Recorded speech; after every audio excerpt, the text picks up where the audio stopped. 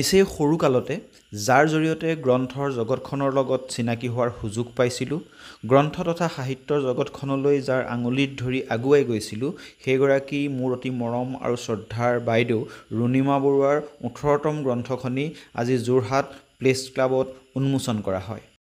এই উদ্দেশ্যে আজি যোৰহাট প্ৰেছ ক্লাবত অনুষ্ঠিত হোৱা উন্মোচনী সভাখনত অসম সাহিত্য সভাৰ সভাপতি ডক্টৰ বসন্ত গোস্বামীকে প্ৰমুখ্য কৰি বহুকেইজন গণমান্য ব্যক্তি উপস্থিত থাকে। অসম নাট্য সন্মিলনৰ প্ৰাক্তন সভাপতি ডক্টৰ অখিল চক্ৰৱৰ্তীদেৱে বন্তি প্ৰজ্বলনেৰে আজিৰ সভাখনৰ শুভাৰম্ভ কৰে।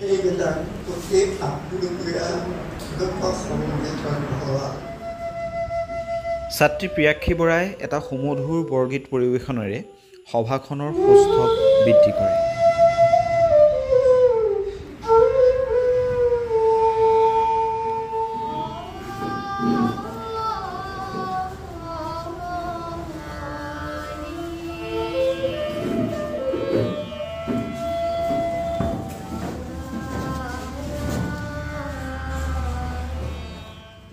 শব্দ প্ৰকাশৰ স্বত্বাধিকাৰী ৰঞ্জিত গগৈদেৱে সভাখনত আদৰণি ভাষণ আগবঢ়ায়।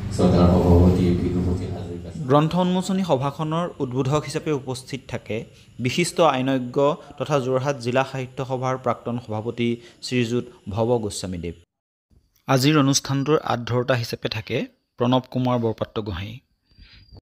ইতিমধ্যে কেইবাখনো অতি গুৰুত্বপূৰ্ণ তথা ব্যতিক্ৰমী গ্ৰন্থৰে অসমীয়া সাহিত্যৰ ভঁৰাল চহকী কৰা ৰুণিমা বৰুৱা বাইদেউৰ 9তম গ্ৰন্থখন হ'ল অসমীয়া সাহিত্যত মালিতা।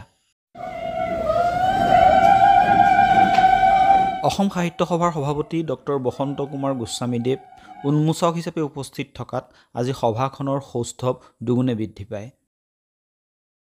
যিটো বাটেৰে এই বাটটো সৰুকীয়া বাট পাইলে, এই সৰুকীয়া বাটটোৰে গৈ তেওঁ যাতে তেওঁৰ বাঞ্ছিত লক্ষ্যত উপনীত হ'ব পাৰে। আজি